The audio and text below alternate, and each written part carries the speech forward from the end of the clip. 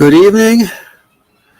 I am Count Valerian of House Tatters, and I am fighting StreamYards to share my novel, and I am trying to. Okay, let me see if this works. Oh, God, just computers, just die. Computers die. Die. Computers die. Die. Die. Little filths die. Okay, there we go. Hopefully this is working now. I'm going to try to finish off the chapter of Lady Margret that I was reading before. This novel is set in the Sandaranian Empire on the continent of Isharad, which is located between the Americas and Asia. And eventually there will be the protagonist, Lady Margret, and her friends will be in conflict with the emperor eventually. So where I left off, Margret and her sister Audrey and her friend Sainlin had gone with Margaret's parents to the town of Anathos in order to buy stuff, essentially, and they met a beggar there. And Margret wanted to help the beggar. And then she got a bit distracted by the book that she'd purchased at the market. And she's about to start learning geography. So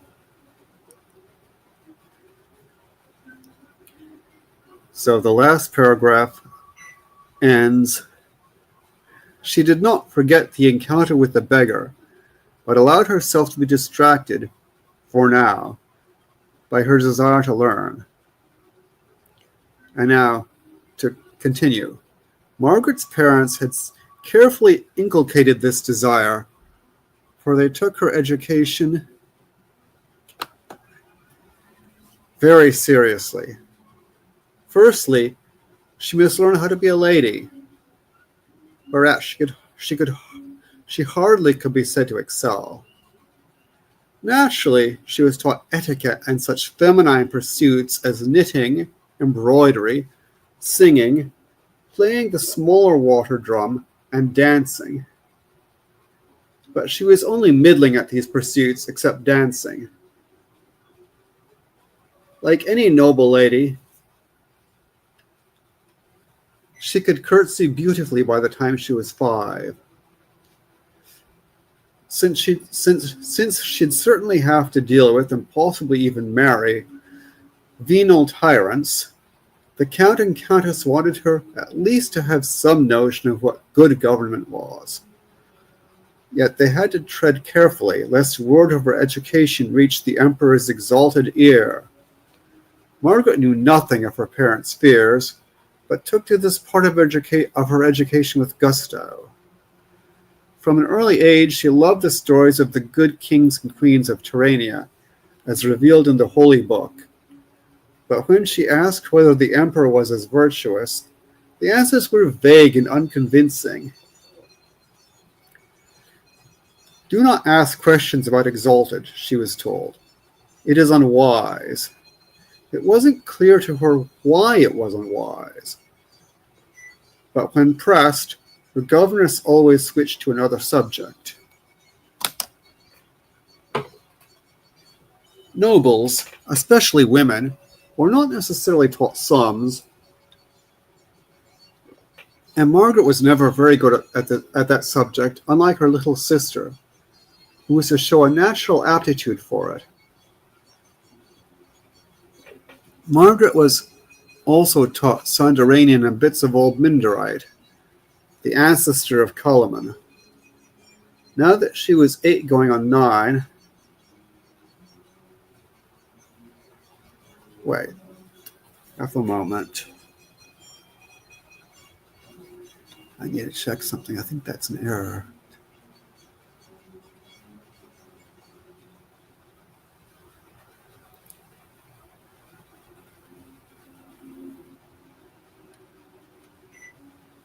I'm sorry. I have to check something. I think I made a mistake.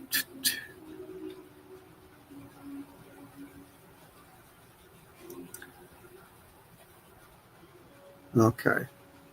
I'll have to edit that bit out later.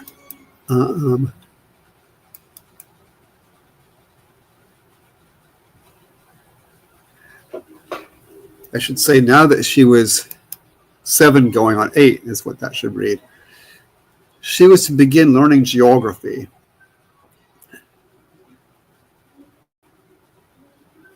Or even 6 going on 7. Now that she was 6 going on 7, she was to begin learning geography. With her innate curiosity, she longed to learn all about the world, and fairly ran to her first lesson, trying not to trip over the book box for the legend of the palms.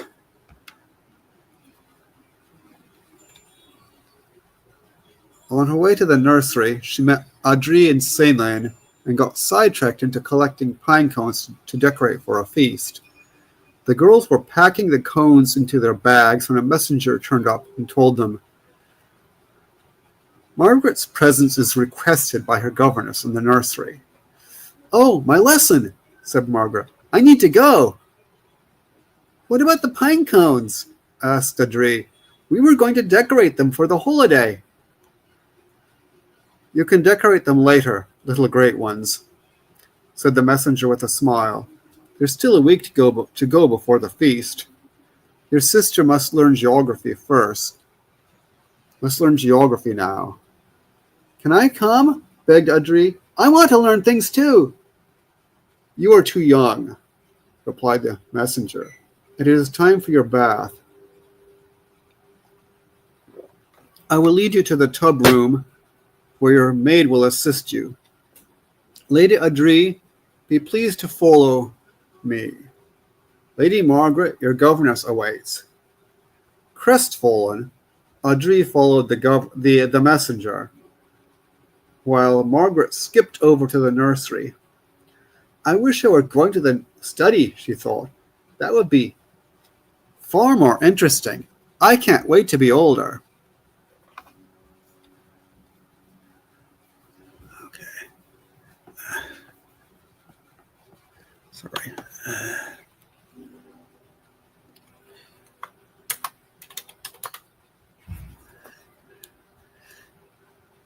Margret felt a bit too old to be sleeping in the nursery on her hammock next to Audrey and the governess. She would not get her own room until her 9th birthday. Even then, she would still have to sleep in a hammock.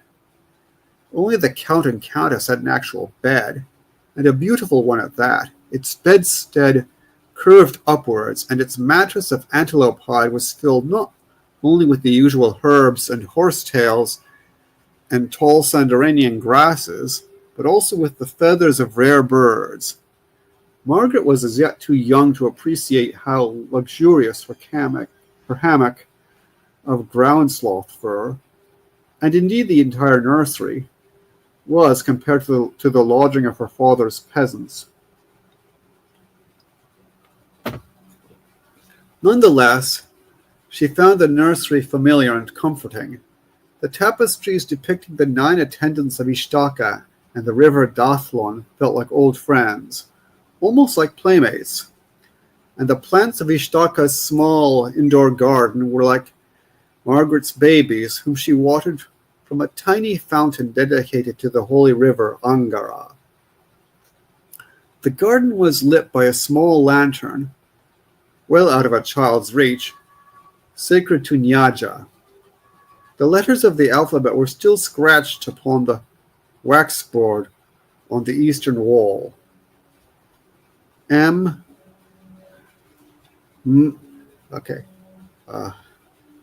double M, P, B, F, V, N, double N, T, D, T, S, D, Z, TH, D, I'm sorry, not D, double K, GH, CH, KH, GH, KHY, SH, double SH, ZH, SZ, R, L, WYA, long A, UO, long U, long O, IE, long I, long E. There were also several chests and a doll castle, in which Audrey liked to hold pretend balls, while Margret preferred to have the evil lordlings try to carry off the lady, who of course heroically defended herself.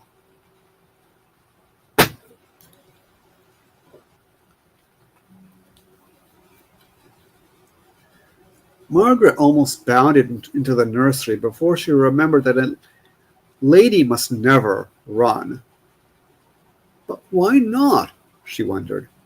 After curtsying first to the statuettes of Ishtaka, Ru, that is love, and Jamarad, earth, in the garden, then to the small clay figurines representing the Palcham, or the guardians, and lastly to her governess, she showed Varane her book box and cried out, "Look, governess, it's the legend of the palms." Varane smiled approvingly. "Very good, little great one. But before you read that, you must learn the countries of the world." She handed Margret a small book entitled Garden of Geography, wherein the young scholar's mind is irrigated with the water of knowledge of diverse lands. Margret almost leapt with delight. She loved the maps, crude though they were, and the illustrations were beautiful. "Is it for me, governess?" "Yes, little great one. Your gracious father has willed to give it to you." Varane always spoke very formally to everyone in the Comatal family, including pets. Margret hated being called little great one, but had to resign herself to it, and was now so excited she hardly minded. "Be pleased to read the first chapter," continued the governess. "I shall question you in an hour." A Taranian hour is a little more than 36 minutes in our time. Varane occupied herself with some knitting while Margret plopped herself on the floor and began to read with enthusiasm.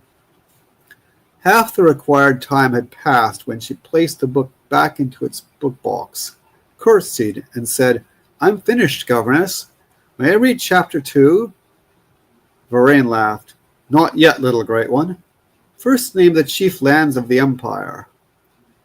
"The Mindarite lands on the island of Oro are Ichalamu, where we live, and Darzaz. They are a lot like us. To the east of us are Peje and Ampari, where people are more like the Sandaranians. They're taller and paler. To the north are the barbarians, but I don't know much about them. I wish I did.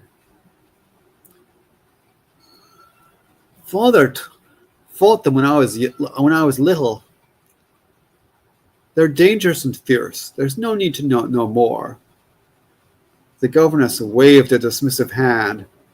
"The neighboring kingdom is called Thun. Actually Thuan, but Kallumans find that hard to pronounce.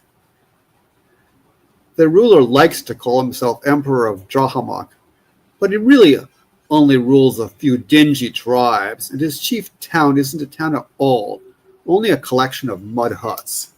What other islands are there?"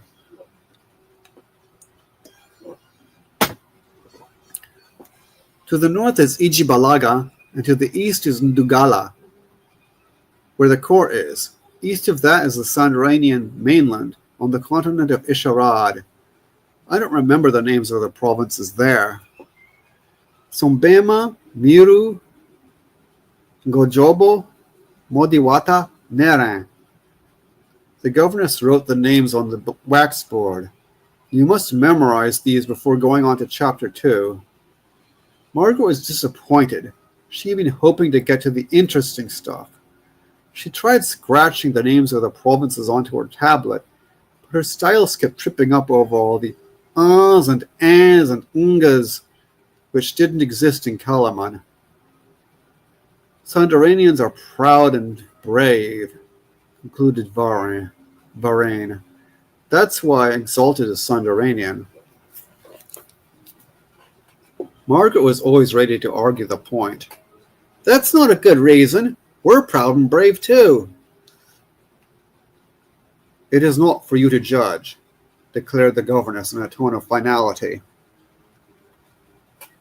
Margret would have liked to argue that point too, but the last time she had talked back to her governess, she had been locked in the nursery until supper, so she thought better of it and bowed her head. Anyway, she was more interested in the blank spaces on the map and the strange peoples who might dwell there. What's north of Sandaran? Oh, mostly just a lot of barbarians and a couple of little countries that pay the Empire tribute. The barbarians are dangerous. And fierce. Is anyone not dangerous and fierce? Varane rapped the wax board with a ruler reprovingly. Don't be clever, little great one. You should have learnt better deportment by now. In any case, you may have heard of one of the tributary countries in the north, called Carolia. Margret had heard many tales of the northern pirates of ancient times. They used to go sailing all over the world, plundering and raiding and conquering, so I suppose they must be dangerous and fierce as well.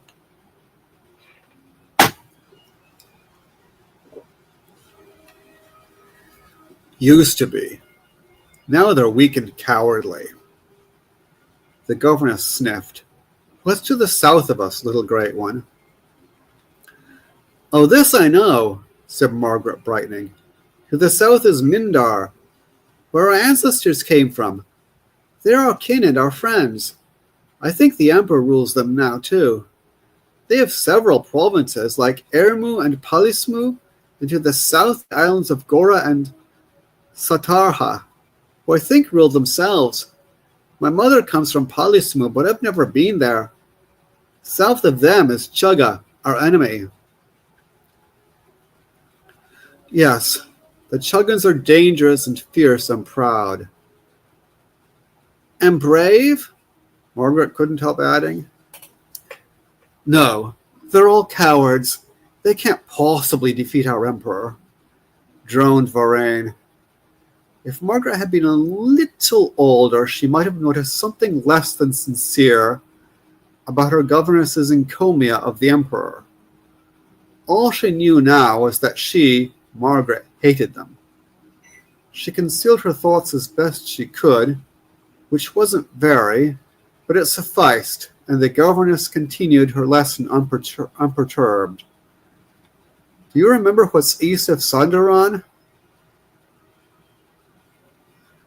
Akari.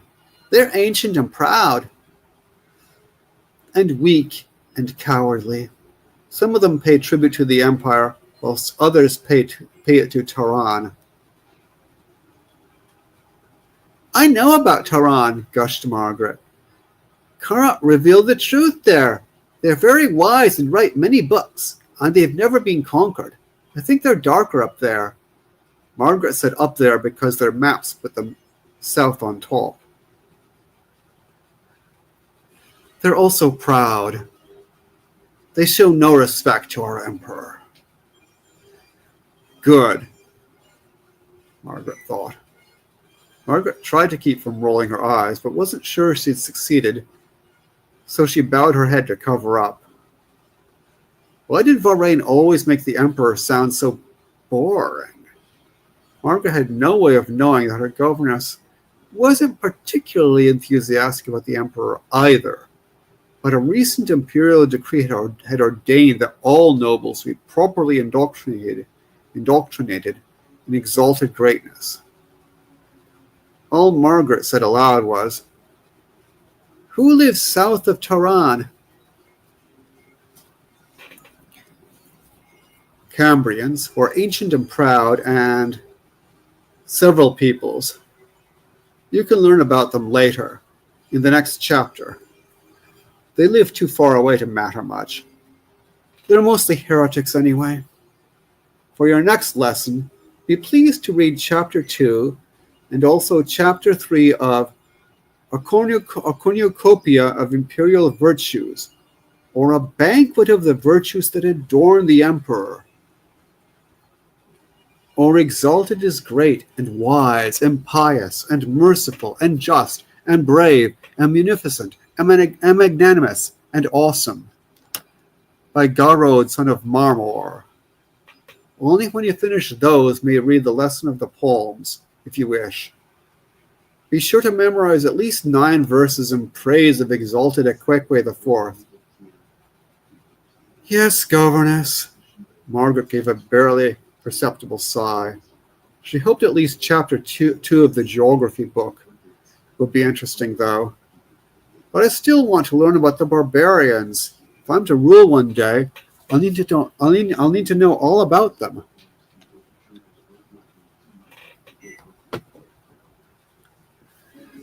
Later, little Great One. They're not very interesting.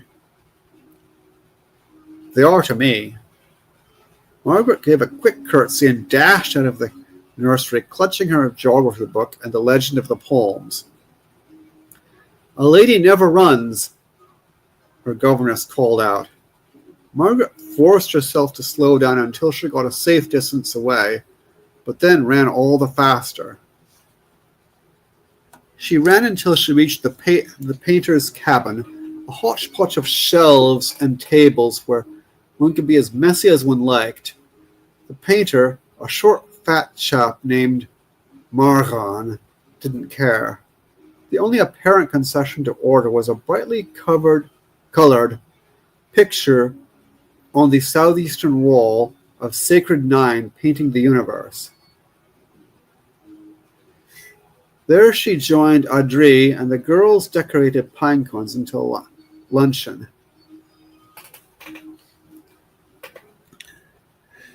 After luncheon, the girls. How did I do that? After luncheon, the girls watched one of Margaret's favorite puppet plays. Let me check something.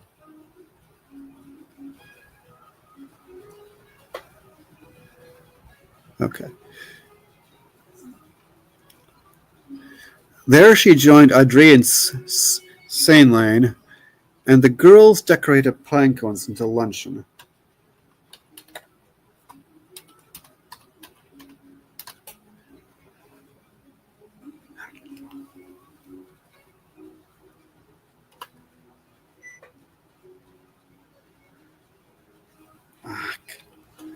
And Sandaran, the girls decorated pine cones until luncheon. After luncheon, the girls watched one of Margaret's favorite puppet plays about how Atragund in the older language, wooed his wife Marnell, who came from Ihalamu, and the two defended the Mindarites against the Chuggan tyrants hundreds of years ago.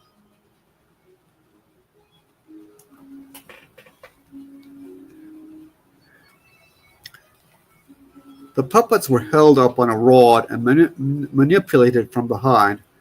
The theme of defending one's people against tyranny and injustice moved Margret to her core, and she longed to join Azargon and Marnell in their battles. Perhaps one day I'll protect our peasants in the same way, she said. I hope not, said Audrey. I prefer the life of the holy Brahm, apostle of Ihalamu. He didn't have to go around fighting. That's because Kara aided him, and our people didn't resist him anyway, so he didn't need to fight. Governess Varain wants me to read about how wonderful that old emperor is. Do they make you learn verses in praise of the emperor, Sandaran? No, replied Sandaran. But I'm not allowed to say anything rude about him either, at least not when there's company. Maybe he's a good man. Who knows? Maybe, said Margret dubiously. And that is all I have time for at the moment. So I will finish this off next time, in either tomorrow or maybe on Sunday. So I hope you enjoyed this. Have a riot.